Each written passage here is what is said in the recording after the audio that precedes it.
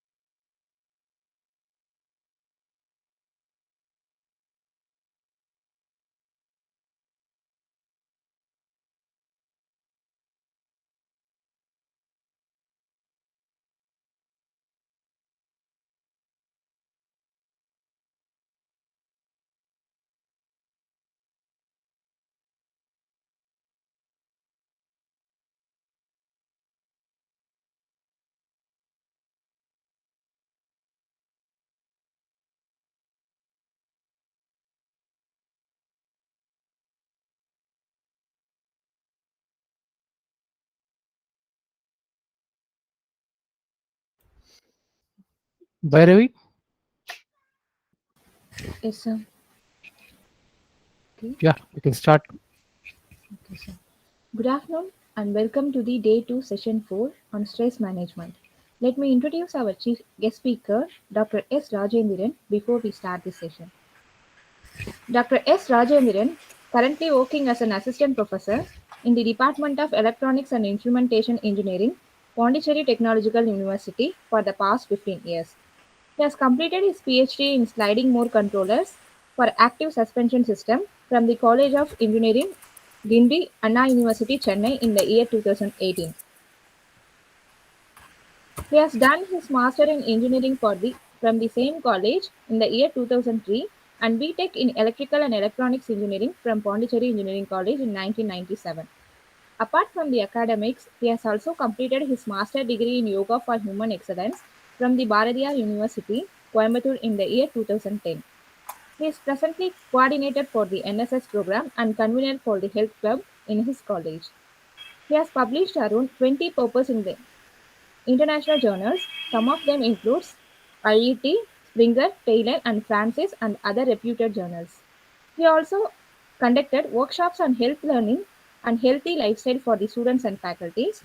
He delivered the lecture in several faculty development programs in technical as well as non-technical topics like personal ethics and ethical lifestyle for the students and faculties. Besides his busy schedule, Dr. S. Rajendran accepted our invitation.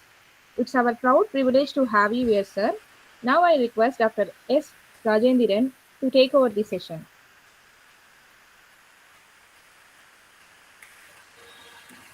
good evening to all. Uh, I think I'm loud and clear. I think Yeah, about yes, Professor.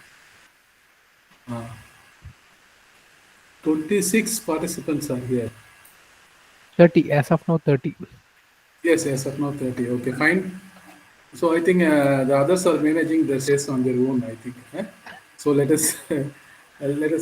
me share some of my experience related to this stress management. And before that, I thank the organizers for giving me this opportunity. And let me start presenting my screen. I would like to know how many of you are really listening to me. So therefore, here and there, I will be asking some questions. That is okay. Normally, people are asking some questions, but what I do is I ask you to type some words in the chat box so that I understand how many of you are really listening to me. So let me begin the session by asking you to type all is well. If those who are listening to me can type all is well in the chat box. Yes, I'm getting the responses. I hope my screen is visible to you.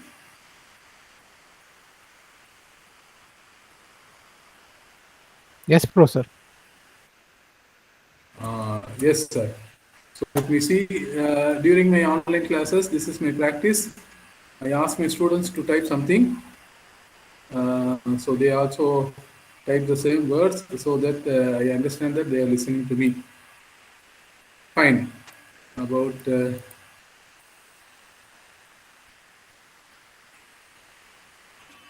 okay, about 10 participants are listening to me. I hope all others are also listening. Maybe they may not be in a position to type. I hope in that way. I hope I assume in that way. So let me start my presentation. Stress management is the topic given today. So what are the objectives? Or I would say the stress management techniques are so many are there in our life. So we can do some relaxation. Everybody have their own relaxation technique. Somebody watch movies. Somebody watch listening to music. Somebody may concentrate on their hobbies. Somebody used to travel for that they feel enjoy, so that they are managing their stress. So some people like me and Dr. Hemant Kumar do practice some yogas. So we are also managing the stress by means of doing this yoga. So my objective here is, it's very simple. Let me introduce some of the types of yoga and what is known as self-realization. Some quotes I have. I hope those quotes may really useful to you to reduce your stress or to manage your stresses. I have a meditation technique which is designed by Healer Bhaskar, and he's a very famous in southern part of India. That is called as Kavasa Dhyanam. We are going to practice that for 20 minutes, and further learning, I give some suggestions. Maybe the link will be shared in your WhatsApp group. Where do you learn further? That's objectives of today's sessions. I hope I will be continuing up to 5:15. So yoga means what? The definition for the yoga is nothing but union. Yoga means it's a union. It's a combination of, when we practice yoga, our mind and body and the soul, all the three things are united. That is called as a union of some practices. Some spiritual practices. It's a spiritual practice. Somebody says, or somebody says it's a mental practice. Actually, it is a union of our body and mind and soul. So if you practice yoga, that may happen to you. Let us see what are the types of yoga. This is the 4 common types of yoga. Apart from this, we may have some other yoga. I hope those yogas may come under any one of these yoga. For example, Hatha yoga, if you take, that may comes under Raja yoga. And similarly, if you mention any other yoga, I can put it in any one of these 4 category. The first one is a Bhakti yoga, and the second one is a Karma yoga. The third one is the Raja yoga. The fourth one is the Jnana yoga. Okay, so Bhakti yoga, you might have heard, this is worshipping the God. Worshipping the God in any form, or different paths, different religions. In every religion you can go. If you believe in God, you are in Bhakti yoga. That's all. So once you are believing in God, you may do lot of formalities, and you have your own version of the God. But actually, there is a single God. There is only one world, one God. So the name may be different. The name, as we have a water is called as water in English, and it has its own name in every language. In Tamil, it is called as Tannir. In Hindi, it is called as Pani. In Malayalam, it can be called as Vellam. And in Telugu, it can be called as Neeru. So something like that. So like water is called in different names in different languages. God is also named in a different languages and different religions, but actually water remains water. Similarly, God remains God. So we have a different forms, that's all, but all forms are only one version and different forms. Fine. So those who are believing in Bhakti Yoga are called as brahmacharyas. Like that's the beginning of our life. Before our marriage, we are living in a brahmacharya life. So brahmacharya life means Bhakti Yoga, and we even after we are getting married also we are worshipping the God, but it is the Bhakti Yoga means believing. So during the brahmacharya life, we are believing our elders. So therefore, brahmacharya is related to bhakti yoga. I'm not saying 100% same. It is related to bhakti yoga. So the next yoga is the karma yoga. Karma means doing something, actions. Somebody used to say work is worshipping. I mean, I'm worshipping my work. So therefore, karma yoga means whatever work you do, you just concentrate fully on it.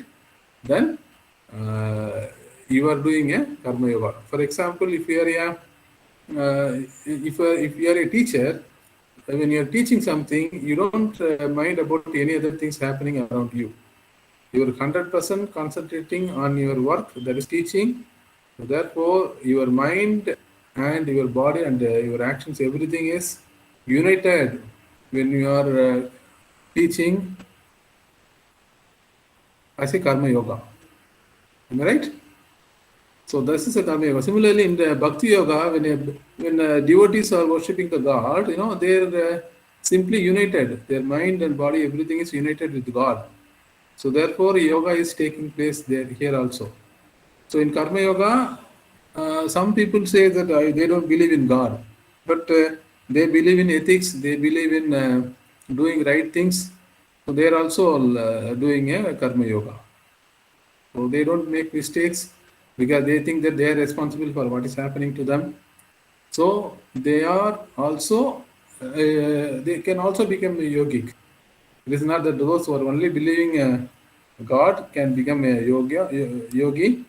So those who are not believing the God and also doing the good things, not harming others and always helping others, even they need not believe in God. Even then, they are doing a yoga. This is called as a karma yoga. And this Raja Yoga is otherwise called as Ashtanga Yoga, that eightfold yoga, that's the 8 components of the yoga. This is the yoga which we understand as a, in generally it is called as a yoga in our society. That too particularly yoga asanas, that's the third component of this yoga, is called as a yoga asana. As far as the common people are concerned, they think that yoga means yogasana. Doing some tricky asanas, then they think that, the people are doing some yogas. But actually, yoga is a different meaning as we are discussing here. So, Raja Yoga is the third part of the yoga. And here you can see 8 parts are there: yamas, niyamas, asanas, pranayama, pratyahara, dharana, dhyana, and samadhi. This is the 8 components. Let me explain one after another. Okay, what is yama? Whenever you are purchasing any new product, they will be giving you a manual. When you refer the manual, you can understand what are the don'ts, how you should not use this product. That misusing, how to use is there, but how not to use, what are the don'ts of this particular instrument is also mentioned there. So similarly, in our life, we should follow the yamas first. What are the basics of the yamas? Okay, we should not hurt others. What are the things we have to avoid in our day-to-day life? Everybody knows this. We don't need to tell you. Everybody knows we should not steal others' things, and we should not lie. We should not hurt others. These are all the basic common things. So in yoga also, this is the first step of Raja Yoga. For those who wanted to really practice the yoga, just follow the first step. Yamas. Yamas, what are the things you should not do in your life? You know very well. Your consciousness knows very well. So you follow the yamas as a first step, and then comes the niyamas. Niyamas is how to do it. What are the right things to do? Like speaking the truth and helping others, and doing something good for yourself, and doing something good for the other people who are in and around you. That is called as a niyamas. So similarly for yogas also some niyamas are there. If you want to practice some niyamas, you can say, I would say, if you want to practice some yogasanas, what are the niyamas? Niyamas are nothing but the empty stomach. You should have an empty stomach, which means whether if you have taken a food, about 3 to 4 hours you have to take time, and then you have to practice the asanas. That is one kind of niyama, isn't it? Similarly, the niyama can be interpreted for jnana yoga also. For jnana yoga, you have to speak truth. Then only you can think of some right things. So this is called as a niyama. Niyama is what you have to do. Yama is what you should not do. Niyama is what you have to do. This is the basic things. Once you follow these two things, your mind is so happy. The next one is asanas. Asanas, you can see is a different type of asana you might have heard. Gatmasana, Vajrasana, Magrasana, pranayam, different kind of postures. Sakrasanas are there, Surya Namaskarams are there. So everything comes under the component called as asanas. That's the third stage of Ashtanga Yoga or Raja Yoga. So if you look at the students who are doing the yogic practice, that's called as a Yogasana practice. It is feel that some of them are feeling that it is very difficult for us to do. Only the young students can practice this kind of yogasanas. So, but actually, with proper guru, you can also practice any kind of yoga. It's very simple and effective for our health. So pranayama is nothing but the controlled breath with proper timing. Actually, I would say there are 4 stages of the pranayama. First is the inhaling, that is called as rosaham, and second thing is called as holding the breath inside, that is called as kumbhakam, and exhaling is poragam, and holding the breath, holding the breath, there's a spelling mistake here, breathe outside, which means that there are some timing actually. Suppose, for example, I would say you have to inhale for 8 seconds and hold the breath inside your lungs for about 16 seconds, and you have to exhale the breath for about 16 seconds, and once you exhale completely, don't breathe in for 4 seconds. So this is 8, 16 and 16 and 4 seconds. So these timings are varying from one pranayama to another pranayama.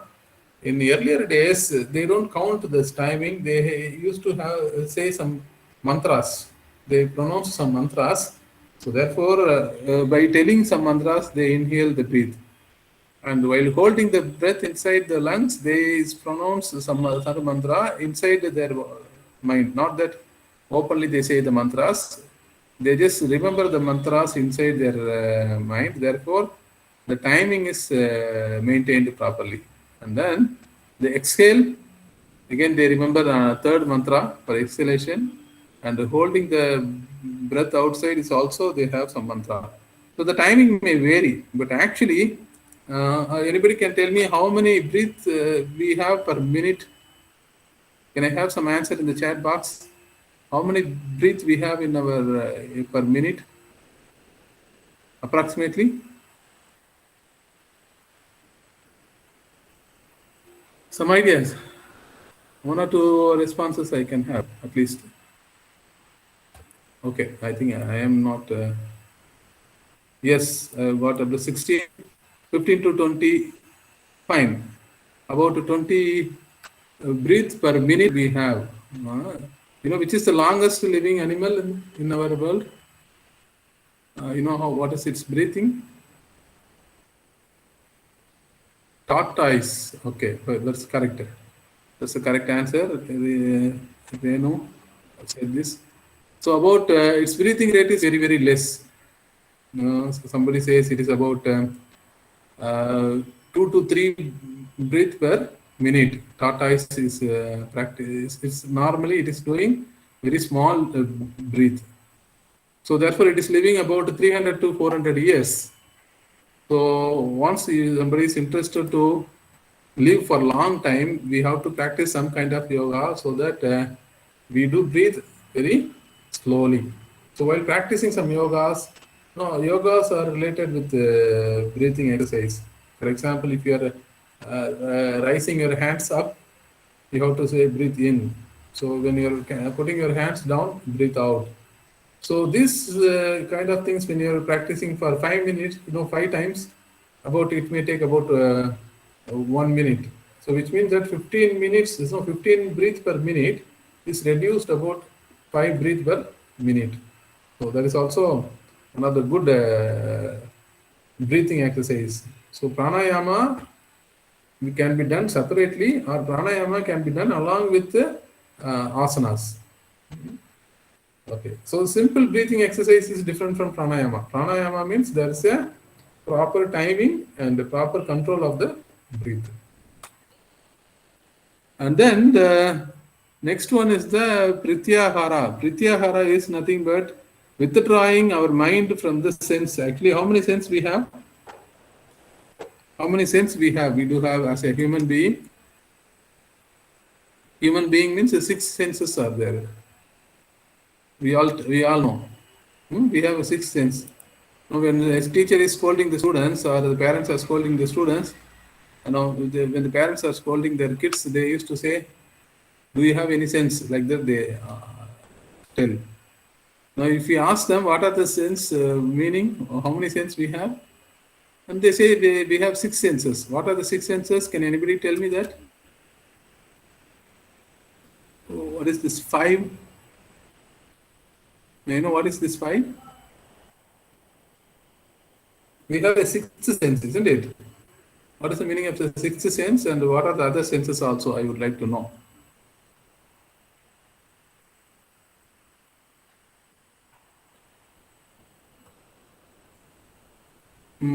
What do you mean by 5? Velmurugan sir, can you tell me why it is 5? What it is?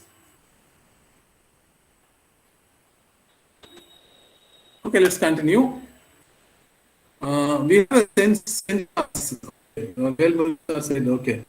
Taste, smell, vision, and hearing and touch. Very good, sir. Excellent answer given by Velmurugan. And this is yes. We have a sensory organs like eyes. Renu have said eyes, ears, nose, skin, and tongue. So once you know these things, sensing organs. Very good. Once you know this, you can tell me what is the 6th one? 6th sense. Yes, sir. Intelligence, sir. Intelligence. Okay, intelligence. Actually, as per Tamil literature, which is the Tamil literature, Tamil Tolkappiyam, it is saying that mind is the 6th sense. We have a 6th sense called as a mind. The first sense is the touching sense. Then the 2nd sense is the tongue, which is taste, which is sensing the taste. The 3rd one is the nose. The 4th one is the eyes, and 5th one is the ear. These are all the 5 senses for the animal, and the 6th sense is nothing but this mind.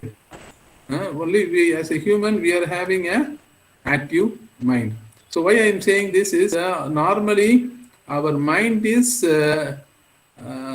are interacting this world through our 5 senses. Through the 5 senses, we are interacting the world. Without these 5 senses, we don't have any interaction with the world. So therefore, if you say meditation practice, what the first thing is what we have to do is we have to close our eyes. Any meditation practice is concerned, simply close your eyes. Then your concentration may start begin. Like your inner journey or called as a self-realization may start. So once if you are releasing your mind from all the 5 senses, then that is the first step for the meditation. That's the first step for the meditation. Pratyahara is only that. So how do we do that? No, only once we started doing some meditation, we are simply closing and we are not listening. It's a calm place. There is no disturbances, and we don't eat also, and we don't hear anything, and we don't smell also anything. So 5 senses are simply not having any work when we do meditation. So this is called as a Pratyahara. Dharana is nothing but a next step is a dharana. Dharana is nothing but a concentration. So you might have heard, whenever somebody says meditation, you might have heard this concept called as, you look at this particular dot for a few minutes and concentrate on it. This is what people used to say. That's called as meditation. They used to say, but actually that's not the meditation technique. That is a concentration technique. Concentration may come up in different places also, but some people used to suggest this kind of thing. That's why I just put this.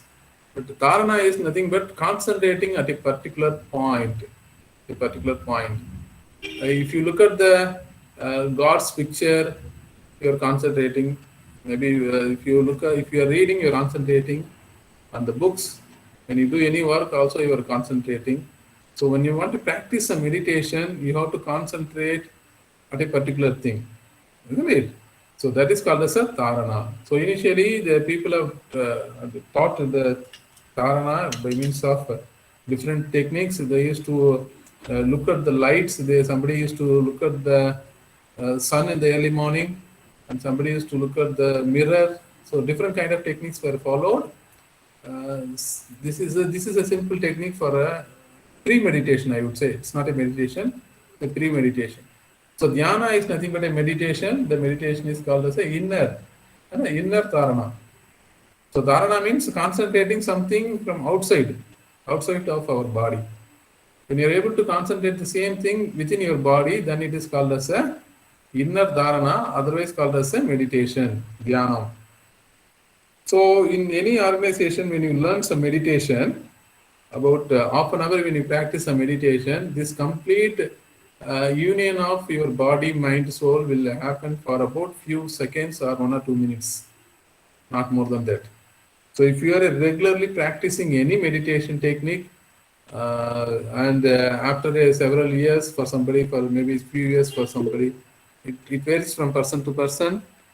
With a regular practice of meditation, the people may get the time is extended to the large amount, which means that about half an hour, 1 hour, we can do some meditation, but not immediately. Okay, so this is called as dhyana, and samadhi is not called as extended meditation. You might have heard about Ramana Maharishi or Ramakrishna Paramahamsa and some great saints meditating for about 8 hours, 10 hours together. They meditate means they completely forget everything about this external world. Their body stands still actually. Their mind will not have any thought. So that is called as a samadhi.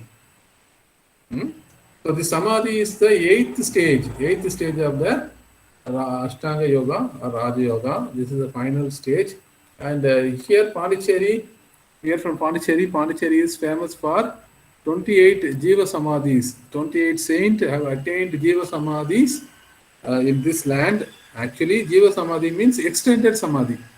Extended Samadhi, which means that they don't come back to the normal life. Normally, when the Ramakrishna Paramahamsa started meditation, he used to tell that, after meditation, I will eat the sweets. Like that, he used to tell to his disciples, and he start meditating. Because when you don't have any attachment to this world, then you can simply meditate for hours together, and you can attain samadhi quickly. And once there is no attachment in this world, you don't need, or your mind will not think of coming back. So they attain the samadhi and stay there forever. That is called as a Jiva Samadhi. Jiva Samadhi is the saints have decided to stop this physical world life actually. So they don't make any movement. And okay. Am I clear and loud? Okay, fine.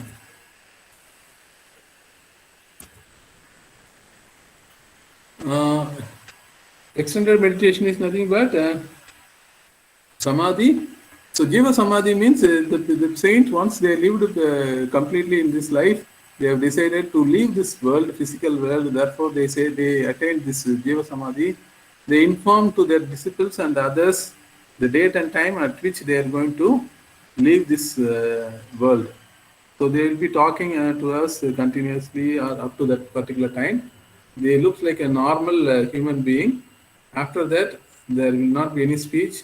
You don't find the breath for them. At the same time, their life force is within their body. They don't separate the mind and soul and everything, but they stop functioning.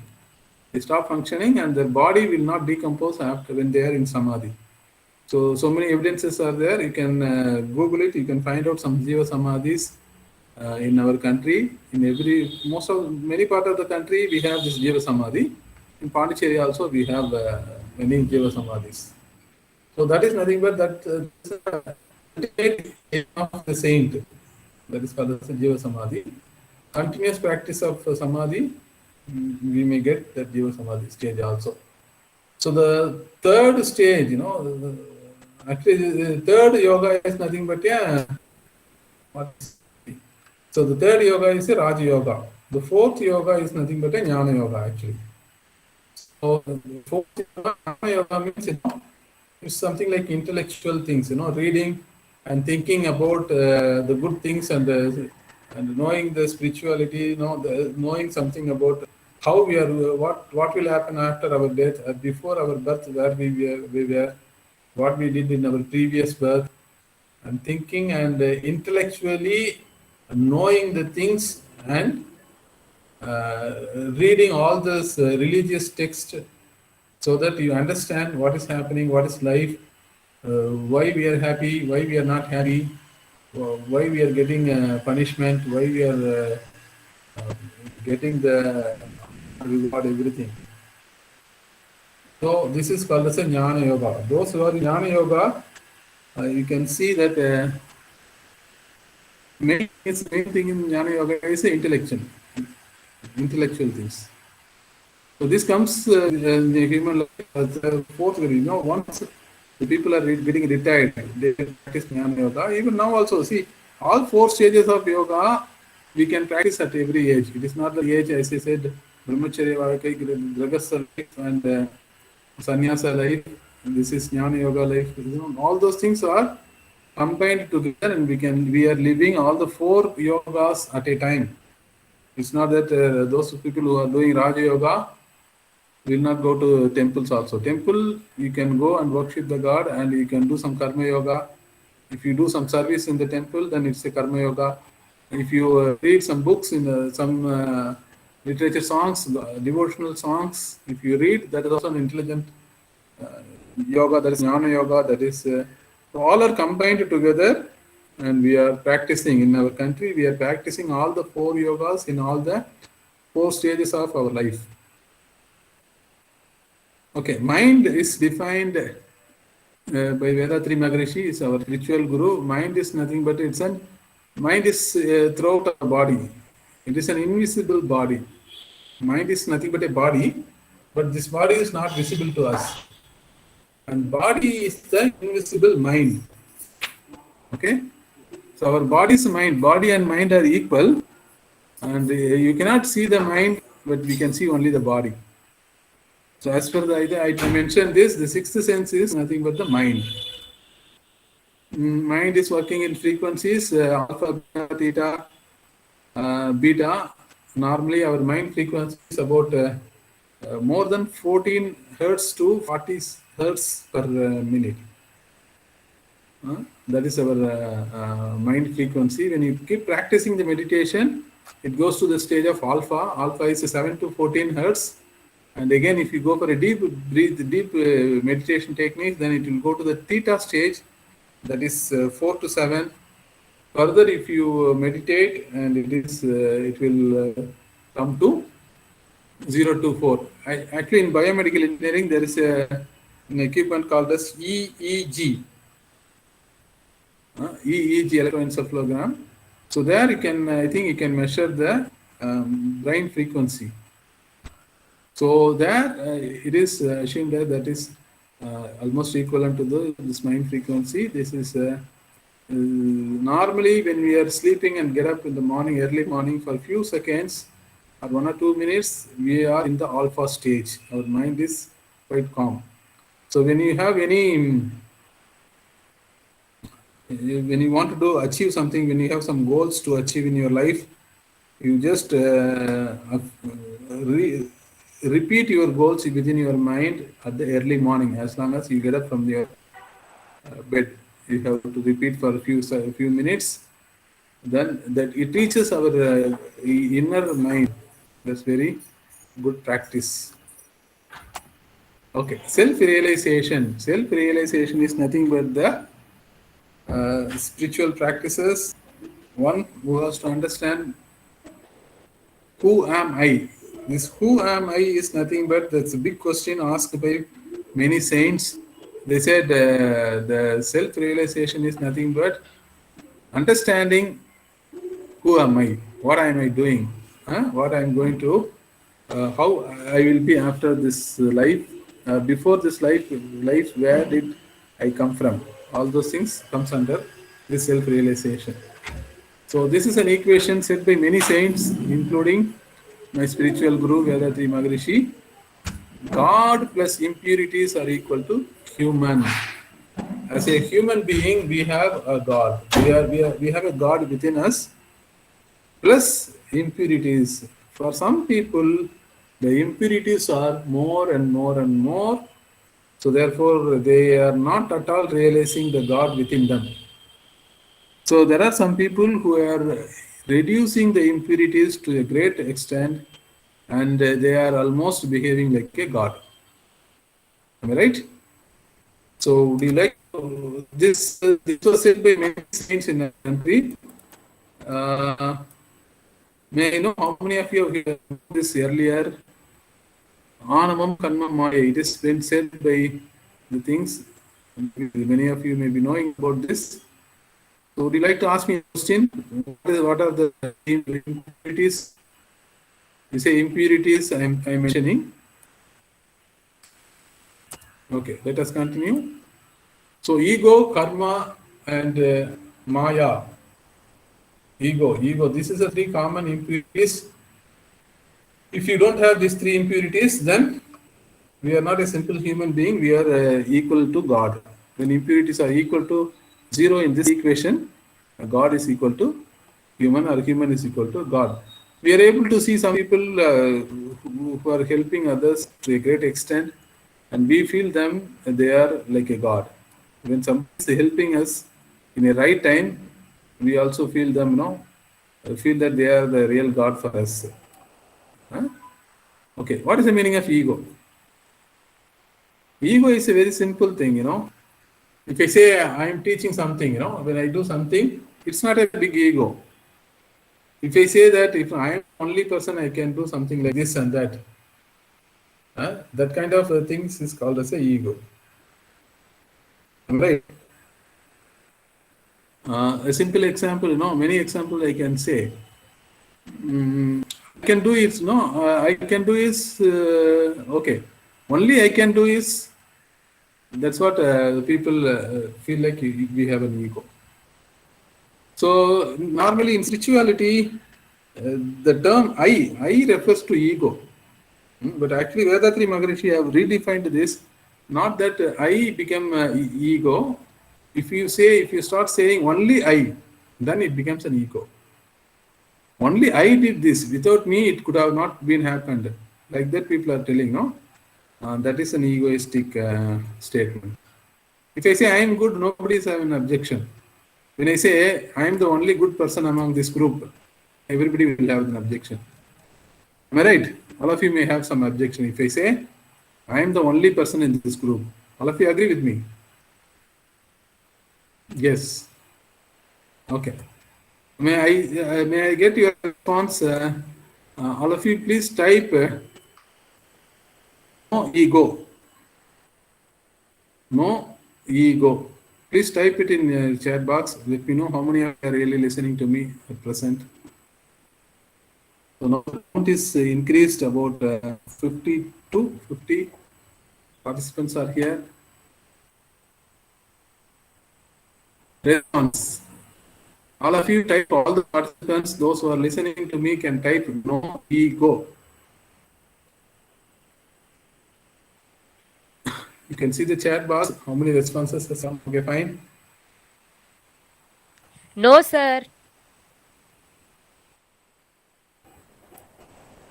Getting the responses in the chat box. No ego is coming. People have started typing. Fine. Let me continue this. Karma is nothing but action. It's a simple thing. Whatever you do, you will get it back. That is karma. So many people in spirituality believes this. Those who are doing a yoga practice, they believe this. Whatever we do, we'll get it back. Whether if you do the good things, we get it back. Even if you do the bad things, also we get it back. But some atheists are there. They don't believe in these things. Am I right? Whether atheists believe this karma theory and all? No, atheists do not believe this karma theory. But I would say, if you don't accept the karma theories, then you can accept Newton's law. Newton's law says that for every action there's an equal and opposite reaction. But in spirituality, that is called as a karma. And they claim that Newton was invented this theory, but actually we have this karma theory for about thousands of years.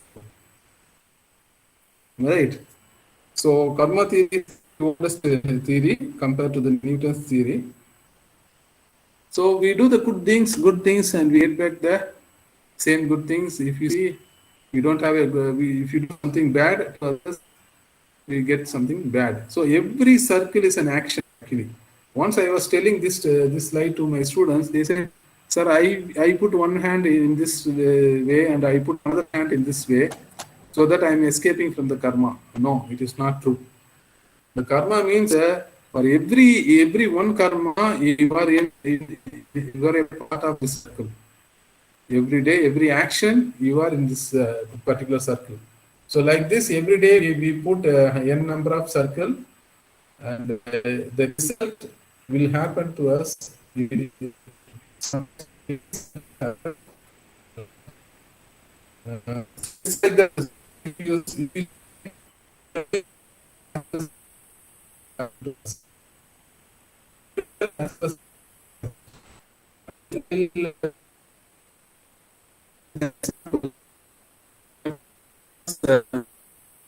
So many news in our television and newspapers.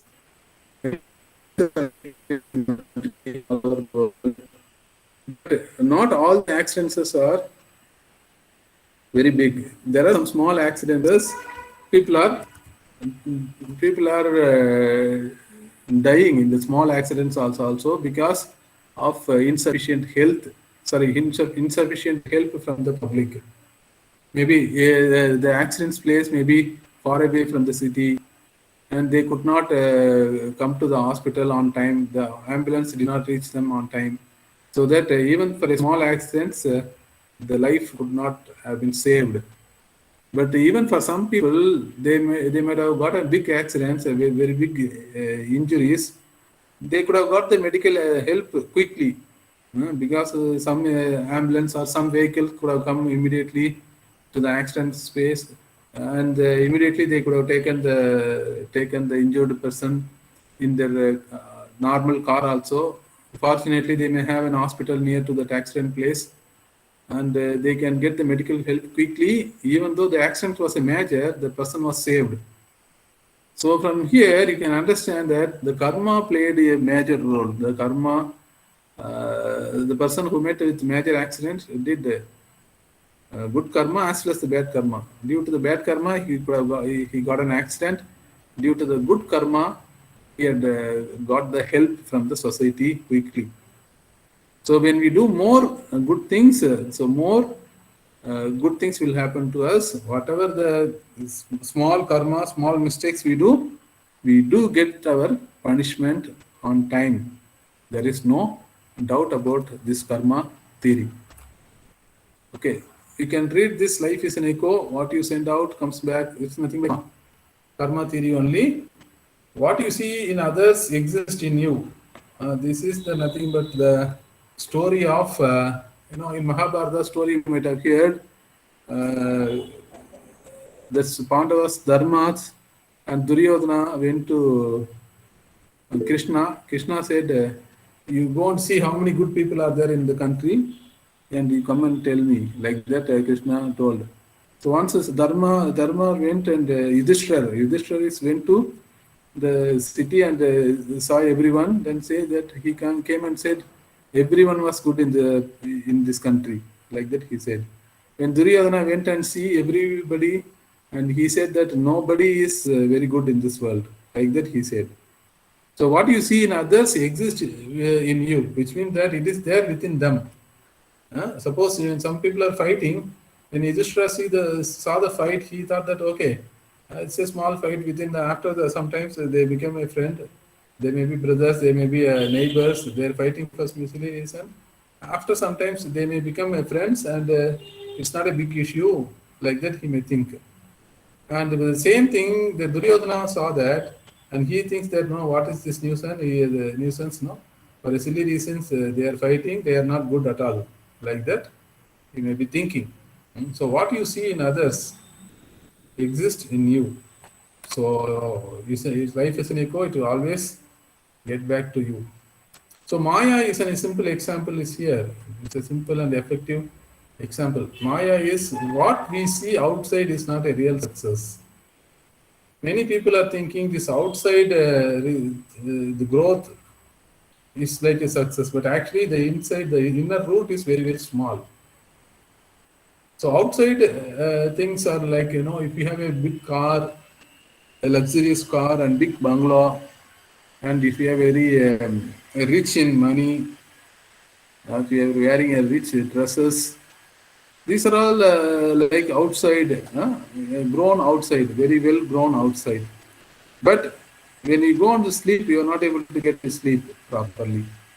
There are people who are living in a very big houses. I could not sleep properly because the house is very big. So they don't know when the thief will come and take the property. So that thought did not allow them to sleep well. When that fellow somebody will come and kill us, we don't know, for money, for other things. So what is looking outside may not be a real success. What is really inside? How we are peacefully living our life, that is inside, inner life. Are we sleeping properly? Are we healthy? The health quite often do not appears outside. As long as we are healthy, we don't bother about our body. Once we are not healthy, we think that we are not healthy, so we go and meet the doctor. We are concentrating on our body. So this is called as Maya. Similarly, everybody is having their own Maya. Somebody thinks that, if I get a particular thing, then only I will be happy. They think in that particular way, and they, after some time or after some difficulties, they do get the thing what they want. Their happiness will remain for a short time period. After some time, that happiness disappears because they may be interested to get something else. Again, their happiness has taken out from them, isn't it? So Maya can be explained. So this karma, ego, karma, illusions are all the three impurities. Actually, karma theory is having a different concepts in spirituality. It is having three categories: Sanjita karma, Prapta karma, Agami karma. All those things are there. But simply say the karma is what you do, you get back. That's a simple explanation for the karma. Those who are interested in the karma theory can learn more about karma. So it's a time for me to start this practicing a meditation technique. All of you are ready to practice a meditation with me. This time I wanted to know the real number of people who are interested to meditate with me. Let's start our meditation. Yes. Yes, if you want to participate in this meditation, let's type, let's meditate. All of you type, let's meditate.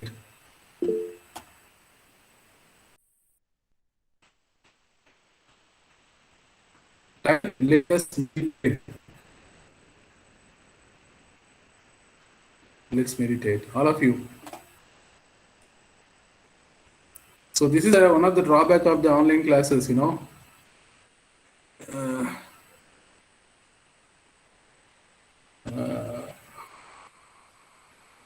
So we are teaching something and the students are not listening means we feel bad, isn't it? Most of us are the teachers.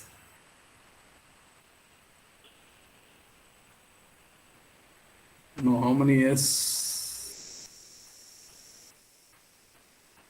Okay, only 3 responses I have got so far. I told let us meditate. If you type let us meditate in the chat box, we can start our meditation program.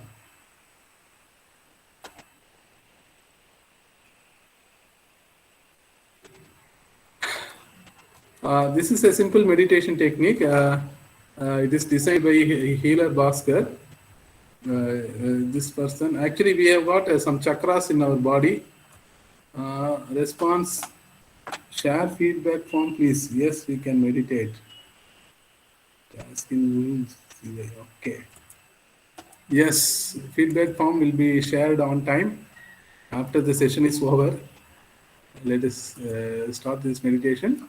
So actually it is like a triangle. No, we say you just see you have to sit in a comfortable position like Padmasana or Sukhasana. Sukhasana is simply sitting in a ground with a mat or in a cloth. You can sit down with legs are folded in a normal condition, and the hands, 2 hands should be in a chin mudra. What is in chin mudra? Chin mudra is like this, no? This is chin mudra. Your thumb and index fingers are touching together, gently touching, and all the 3 fingers are straight. This is called as a chin mudra. So you put both your hands like a chin mudra and keep it in your knees, in your thighs and knees. You can put your hand.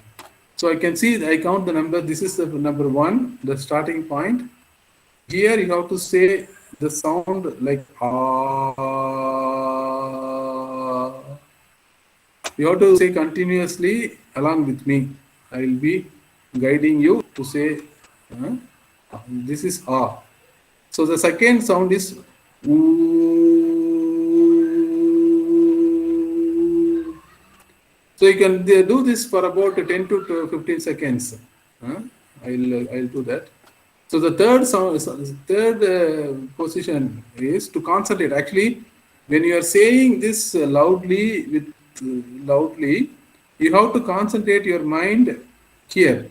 When you are concentrating in your right hand palm, just concentrate and say.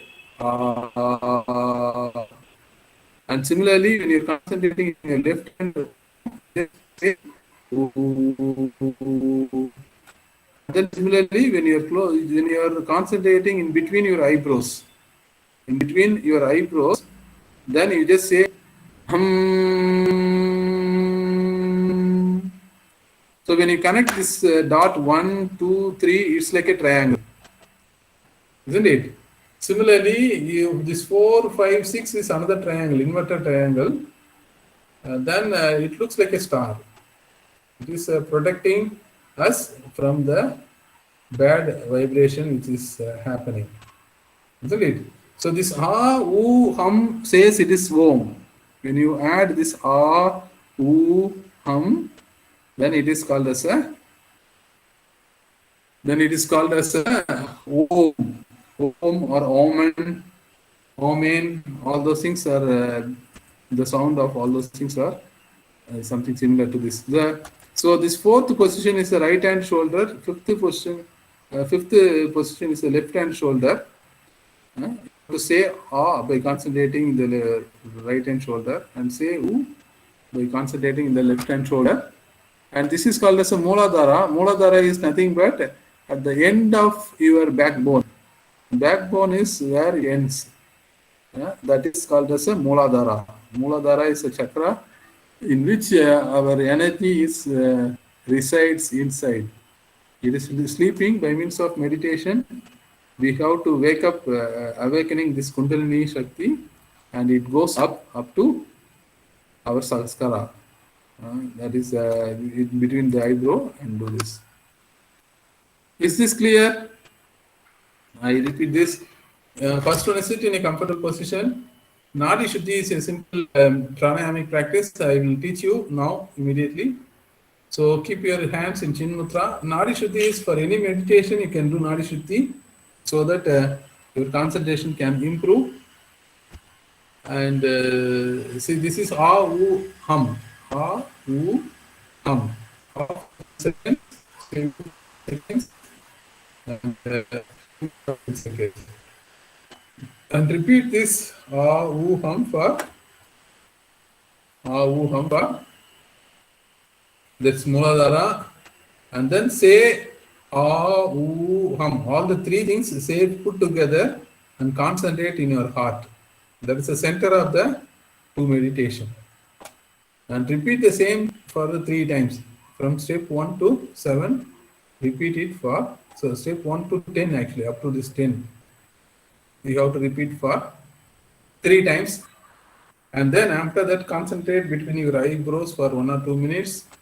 Now your mind is in complete peace. Think about what you want in your life. Make some positive statements to yourself. And when you want to complete the meditation, say Ah, Ooh, Hum for 3 times with a break. Gently rub your hands together and massage your eyes. Keep your palms in front of your eyes and open your eyes and look at your palms. Is this clear? Do you have any questions to ask me? Because it is a session we are going to practice. It is not a theoretical session. If you have any questions to ask me, clarify your doubts and practicing this. No questions. Okay, no questions. No questions means let us practice. Shall we practice? Shall we start the session? Yes, sir. Yes, madam. Thank you, madam. Okay. So I will give the instruction. Accordingly, we can do the meditation. I'll show this. You can close your eyes and listen to me. I give the instruction properly. Let us meditate for about 10 to 15 minutes. It will take 10 to 15 minutes. After that, we can have question answer session. And then I will share some of the codes which may be very useful for us. Okay, what is this Nadi Shuddhi? Nadi Shuddhi is nothing but breathing in one nostril, breathe in through one nostril and breathe out through other nostril. And when you breathe out to the other nostril, again breathing to the same nostril, you breathe in and breathe out here. It's like an inverted V. We have an inverted V, So inverted V. See, we just close one nostril here. I just breathe in and I close the other nostril and then breathe out. The nostril in which I breathe out, again the same nostril I breathe in. And I close this and breathe out. Normally we use this 2 fingers, this thumb finger and ring finger to close our nose and change the nose closing like this. This is called as a Nadi Shuddhi. I think some of you might have practiced. Even Nadi Shuddhi is not a compulsory practice for this meditation. If you practice Nadi Shuddhi, it is an added advantage. That's all. So all of you close your eyes. Just sit in a comfortable position. If you are sitting in a chair, it's also okay. Just put your 2 hands like this. Just put your 2 hands in front of, in the thighs. And you just put 2 hands in Chin Mudra. And if you know Nadi Shuddhi and if you understand what I said about Nadi Shuddhi, you can practice about 5 to 10 Nadi Shuddhis. If you do not know the Nadi Shuddhis, and you can simply listen to your breath. Close your eyes, gently listen to your breathing. Inhale and exhale. Just listen to it for few seconds.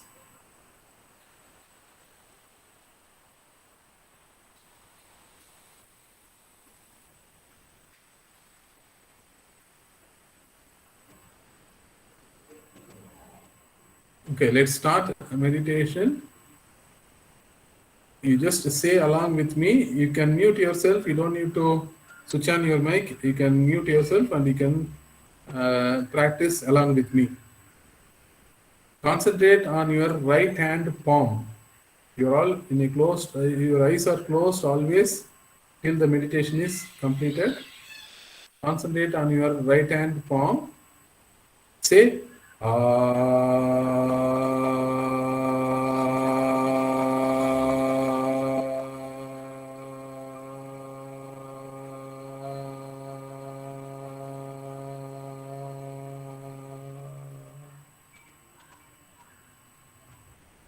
Concentrate on your left hand thumb, left hand palm. Breathe in, breathe out and say,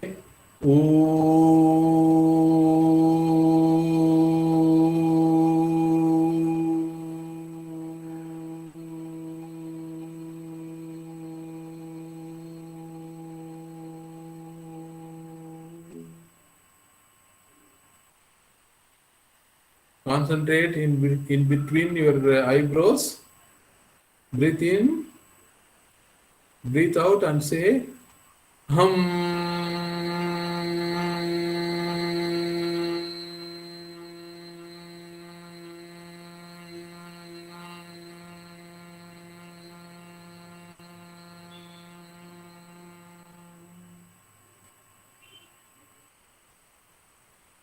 Concentrate on your right hand shoulder. Breathe in. Breathe out and say,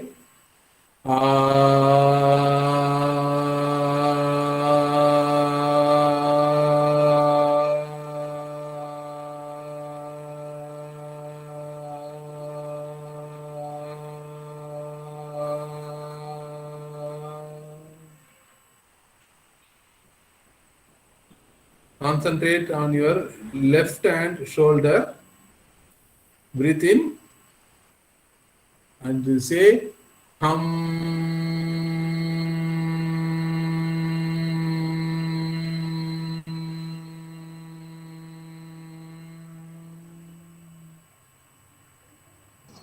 Concentrate on your Muladhara chakra.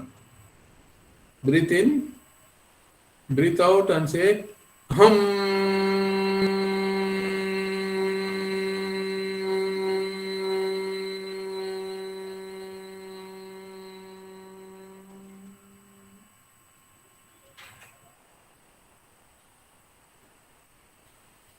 Now concentrate on your heart and we are going to say ah, oo, hum, both at a time.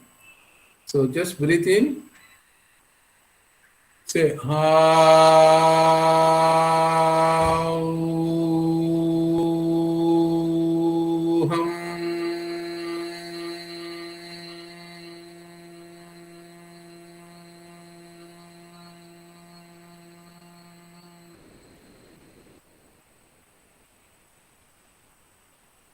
Now the second round begins. Concentrate on right hand palm. Breathe in and breathe out and say,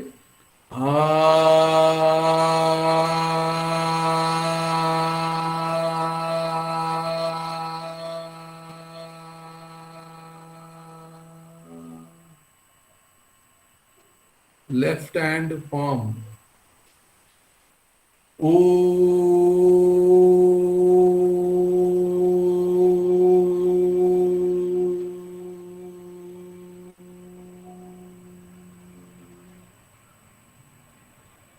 In between your eyebrows. Hum.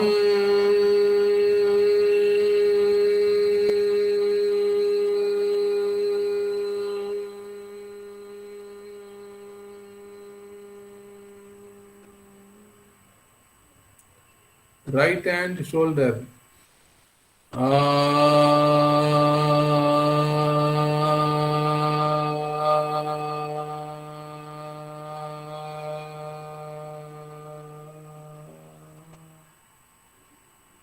Left hand shoulder.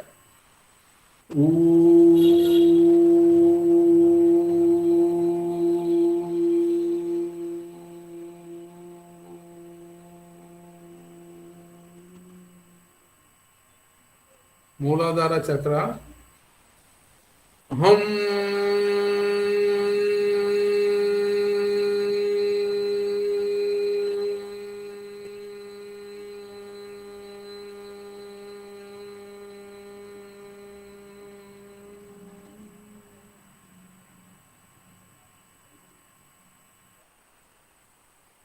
Just concentrate on your heart and say ah, oo, hum. Breathe in. Ah, oo,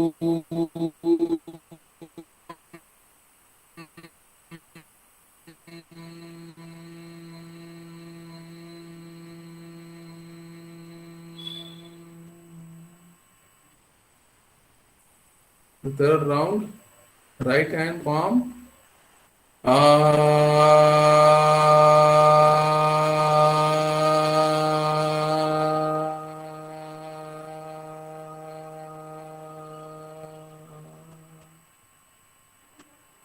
Left hand thumb.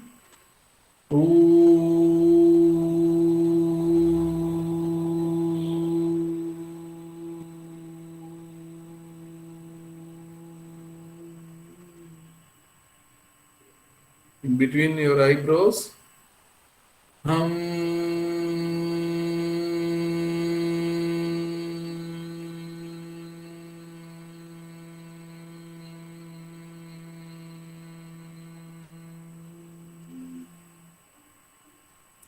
Right hand shoulder.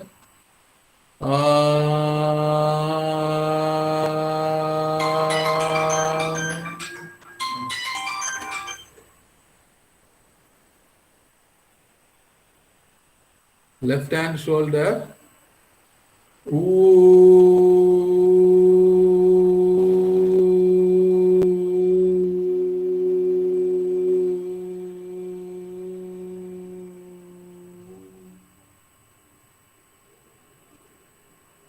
Muladhara Chakra.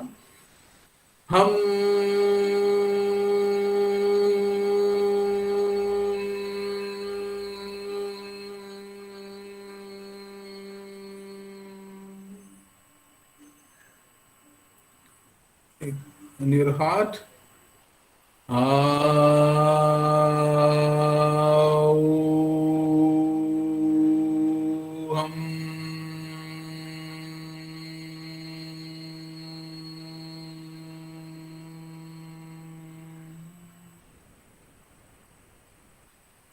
Gently concentrate in between your eyebrows for 2 minutes.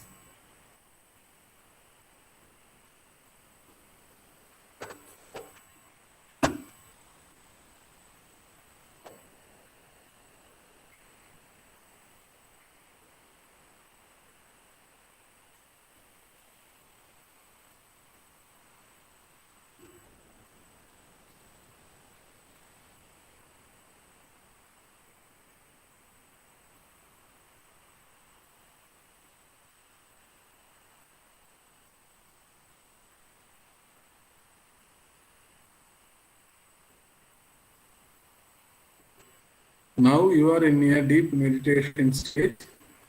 You can have your positive affirmations, whatever you want. Ask yourself. Let it can be a pure positive statements.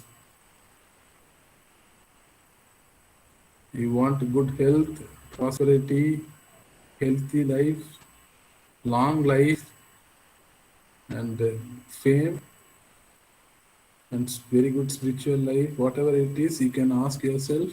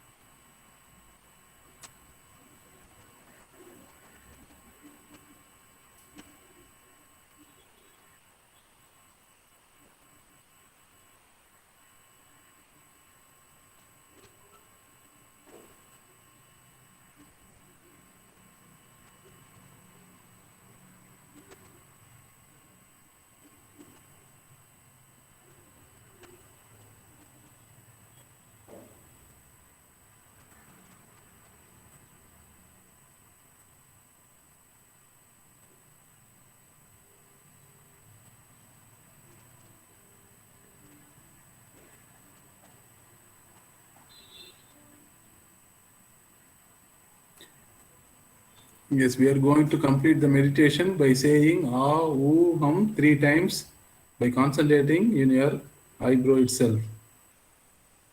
Breathe in, say Ah, Ooh, Hum.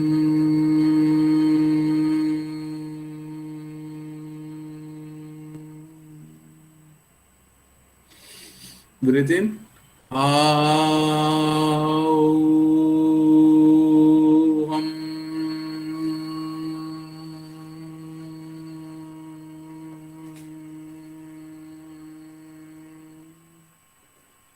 Breathe in. Aum.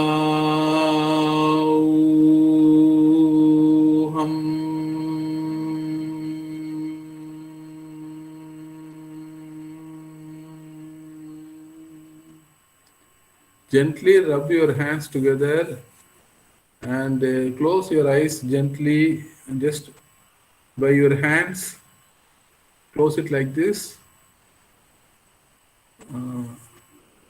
And keep your hands in front of your eyes. Just open your eyes and look at your hands.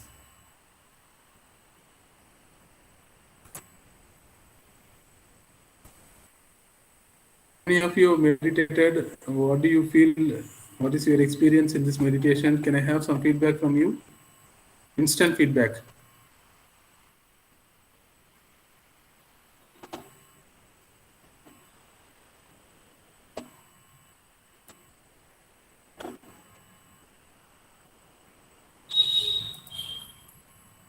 Okay, it's peaceful.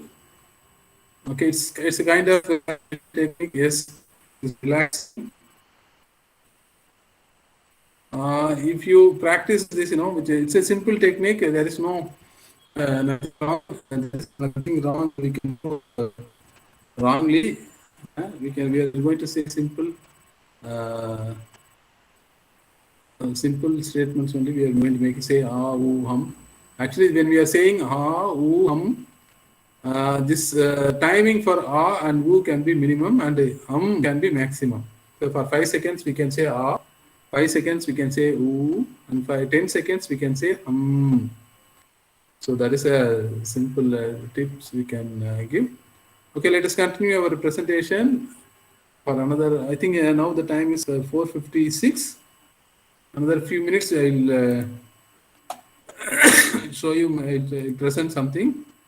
After that we can have a question answer session. Okay, what is this God? God resides in our heart. Those who do not have it are searching outside. So these are all the quotes which I'm saying. Some of the quotes are really useful. I really enjoyed this course. Therefore, I'm sure that it is also useful for you.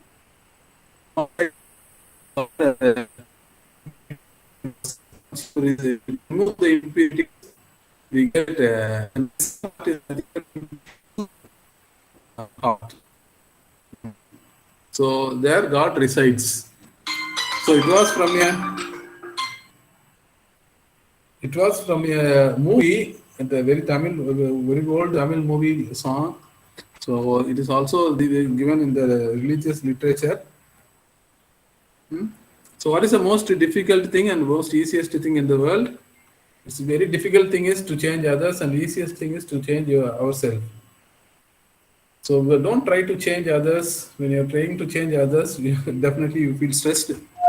Very easiest way is we can change ourselves. Changing ourselves in the sense that we are changing ourselves to the right mindset. We are not going to change ourselves to do some mistake. No, that's not correct. We have to change ourselves to the good things. If at all what are the changes you want to see outside, you just change yourself, your mind. You can see it. Yesterday I was clever, so I wanted to change the world. Today I am wise, so I am changing myself, said by the famous philosopher. So we have 1330 Tirukurals in Tamil Nadu. I mean, in Tamil literature, it's called as a Tirukural. No, sir. So one of the best. Yes. Are you sharing anything, sir? Oh, it's not available. Yes, sir. I don't know when it is stopped. Before Kavasadhyana. Before Kavasadhyana, did you see any slides? No? I think, yes, sir. Did you see this picture? This is very important. Or I have to repeat this. Oh, this was not seen. Sorry. Okay. Okay. So this is what I was mentioning. This is right hand palm, and this is left hand palm. This is the between eyebrow. This is a 1, 2, 3. This is a triangle, and 4, 5, 6 is another inverted triangle. And it looks like a star, and within on the heart is the center point of the star. This is what I was showing. I think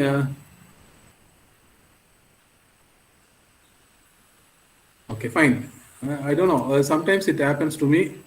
This very this slide share. I mean, sharing of screen is stopped without my knowledge. I don't know why it is stopped. Okay, fine. So let me continue, sir. Shall I continue, sir? Yes, sir. Yes, sir. Up to 5:15, you told me, sir. Yes, sir. Yes, sir. So we can stop the session at 5:15. If you want, maybe another. If you have a discussion, any questions, we can discuss. Otherwise, I can continue. You can stop me if anybody is having some question. You can ask me. Otherwise, I'm simply continuing. So purity in mind is one of the good thing which is expected for everyone.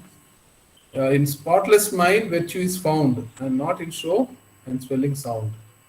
Okay, so whatever the ethics we have it in our world, everything comes in this simple single line. Purity in mind is very, very important.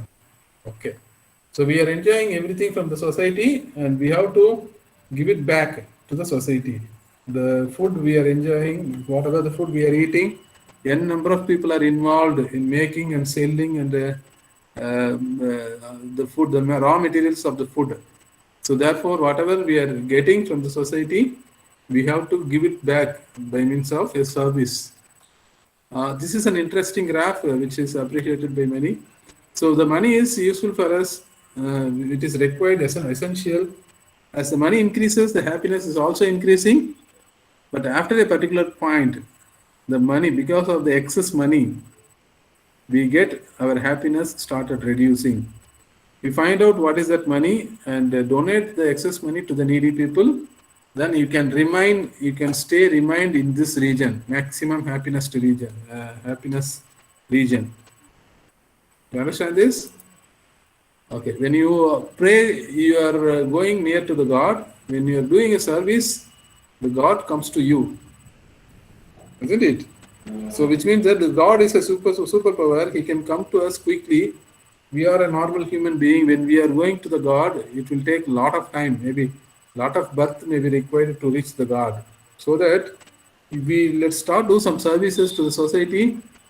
So God will search to us, and God quickly comes to us. So service in the sense that it is not that simply money. If you have excess money, you give excess money. If you have excess time, you share your time with others. If you have a knowledge, you share your knowledge with others. We are meeting people who are in the hospitals just to have a moral support. That is also a simple service.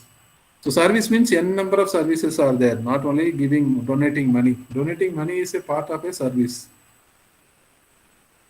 So mistakes, when it is on a small level, we can eliminate, and when the mistakes are large number of small mistakes, mistake means it looks like a very big mistake. Okay, all big things are starting at a small level only. Whenever the small mistakes are happening within us, let us find out and let us correct ourselves so that we can be happy forever. So this is a common thing. Now wrong is wrong even if everyone is doing it.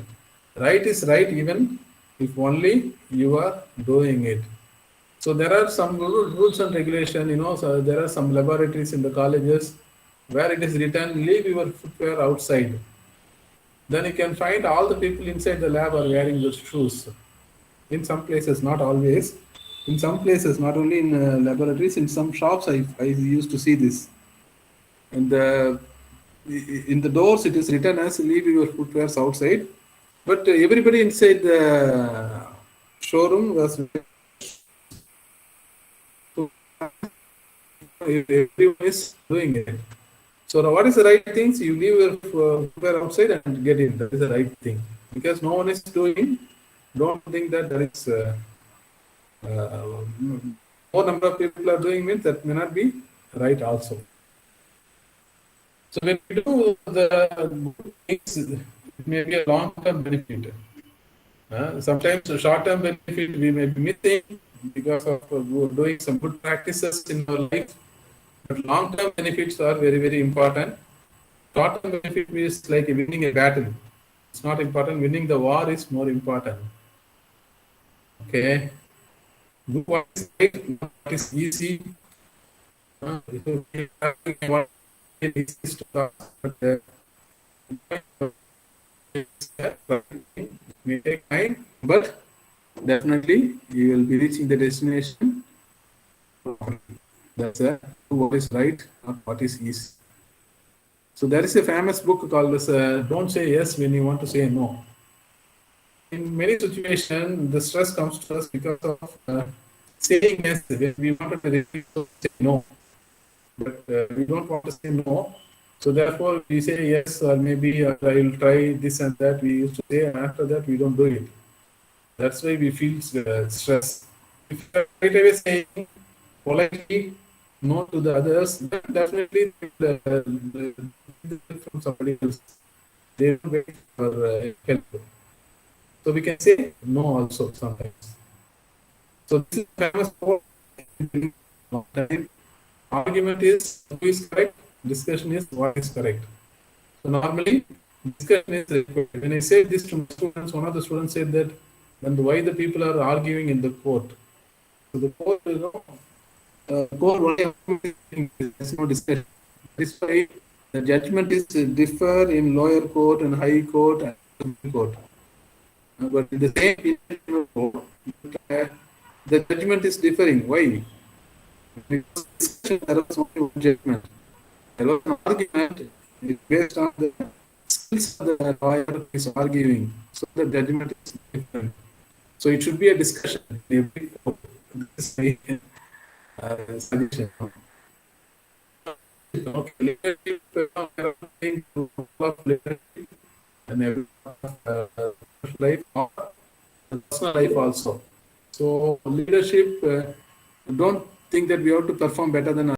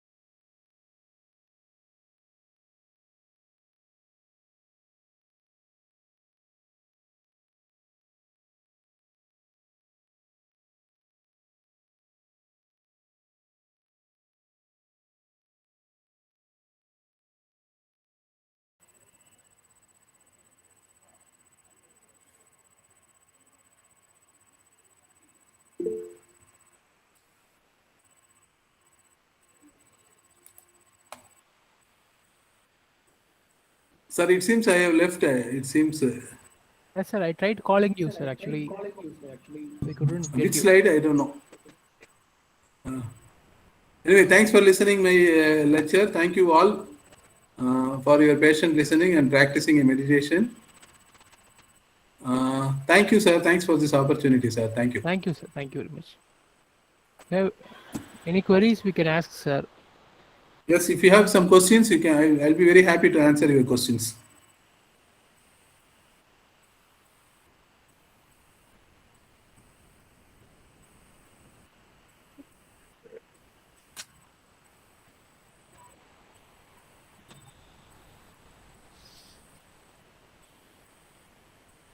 Yes, sir. No more questions. No questions are there. You can. Thanks for listening, sir. Thank you, Professor. Thank you, sir. Thank you, sir. Thank you, sir, for your interesting session. We really enjoyed doing yoga and got some insights from your quotes. Thank you once again, sir. Before we end this session, I insist participants to kindly fill the feedback form provided in the chat box. Also, let me remind you all to attend the quiz session in the evening. In addition, I thank the participants for your active participation throughout the day. Thank you all once again. Next session will be on Monday morning, 9:30 a.m.